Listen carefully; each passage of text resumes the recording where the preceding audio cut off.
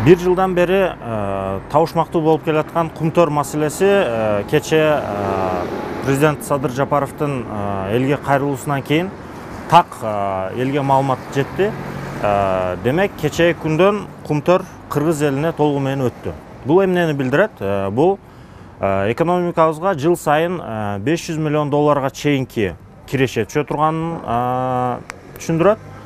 Жана bir жол төлөнө турган 5 миллиардтан ашыгыраак акча бар экен. Бул биздин Кыргызстандын экономикасы үчүн аябай чоң салым болуп эсептелет. Бирок ушул эле жерде белгилеп айта кетчү нерсе, рекультивациялык фонддагы Кыргыз өлкөсүнө түшө турган болду бюджети. Бул дегени ошол бардык жумуштар бүткөндөн кийин биз өзүбүздүн экологиябызды өзүбүз туура сактап калуу, кайра калыбына келтирүү иштерин дагы өзүбүз көзөмөлдөп, өзүбүз жүргүзүшүбүз керек.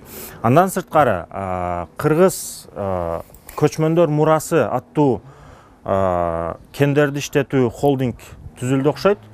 Бул холдинг дагы туура иштесе Кыргыз элинин экономикасына чоң салым алып келет. Себеби дегенде Кыргызстанда бир эле кумтөр кен эмес, андан сырткары дагы чоң алтын кендери бар. Ошол эле Баткендеги алтын жылга кенин ала турган болсок, бул жерде дагы Кыргызстанда 2-3 орунда турган алтын кени болуп эсептелинет. Кумтөр боюнча мен Баткен району Актат райлык өтүн тургунумун.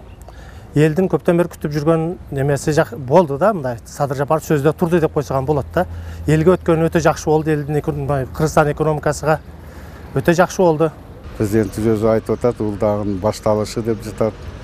Анан дагы бир жаңылык ушу кумтөр толук кандуу эч кандай соттошпой эле бизге өтүп жатат экен. Кудай кааласа бул дагы биздин мамлекетибиздин, элибиздин жыргалчылыгына чоң салым кошот деп ишенебиз. Мындан кийин башка токен байлыктардан баарын мамлекеттик немесинен бюджетине иштете турган болсо, кийинки жылы дагы ушундай айлыктар, пенсиялар, пособиялардан көтөрүлүү алдында турат да, ушул эң жакшы иш болду. Мына бардыгы эл ушуга ыраазы болуп жатат да.